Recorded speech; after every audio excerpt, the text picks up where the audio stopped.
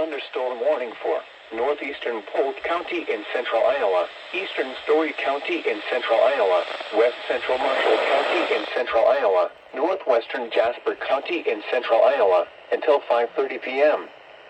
At 4:55 p.m., a severe thunderstorm was located near Elkhart, or 9 miles northeast of Ankeny, moving northeast at 45 miles per hour. Hazard, quarter-size hail. Severe weather has been confirmed by train spotters. The following impacts are expected. Damage to vehicles is expected. Locations impacted include Nevada, Bondurant, Huxley, State Center, Maxwell, Colo, Cambridge, Elkhart, Ziering, Collins, Allemande, McCallsburg, Rhodes, Clemens, and St. Anthony.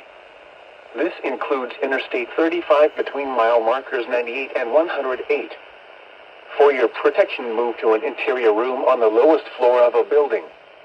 Repeating, a severe thunderstorm warning has been issued until 5:30 p.m. for the following counties in Iowa: Jasper, Marshall, Polk, and Story.